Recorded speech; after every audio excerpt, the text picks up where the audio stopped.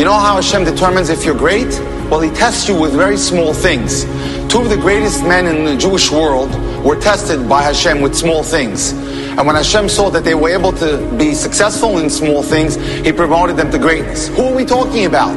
We're talking about David HaMelech. When David HaMelech took his sheep and led them into the midbar in order so they should be able to graze in the midbar and not steal someone else's grass. And the same thing with Moshe Rabbeinu. He led the sheep into the desert because he didn't want the sheep when he was in Midian to eat from someone else's grass. And as a result, Hashem said to both of them, because you were honest and you were good shepherds with the sheep, and I tested you with the little things like the sheep, you'll now go on to greatness and lead my people. Now the question is asked, why is Hashem so interested in testing people with small things?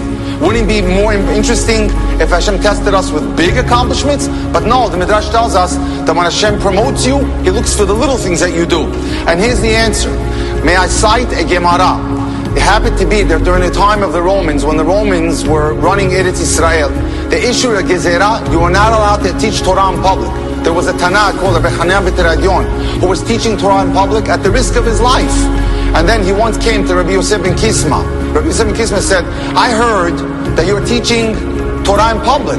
What's wrong with you? Don't you realize that HaKadosh Baruch Hu gave Roma the power to destroy? They are going to destroy the Beit HaMikdash, and they are going to kill a lot of rabbis. Why are you taking such risks? So Rabbi Hanan answered him, may Hashem have Rahamim on us. Rabbi Yosef got so upset with him. Rahamim, I'm telling you to use common sense, and you're worrying about Rahamim? He says, I'll be surprised if they don't burn you in public with your Sefer Torah. At that point, Rabbi Hanina asked Rabbi Yosef a question. Will I get into Olam Haba? Do I have zichut? Rabbi Yosef asked him, tell me some of the things that you did. Here's the answer that he gave him. An amazing answer. He says, one day, I had a little bit of change in my pocket, which I wanted to distribute to tzedakah, to charity. At the same time, I had my own money for Purim, for Soldat Purim, and it got mixed up. I didn't know what to do, so I decided instead just to give all the money to tzedakah. I distributed it to tzedakah. Rabbi Yosef said, wow, what an incredible action. I hope that my share in Olam Haba is like yours. Now the question is asked, why was Rabbi Yosef so impressed with something small like that? Here Rabbi Hanan was teaching Torah in public. It seems to be a far greater merit.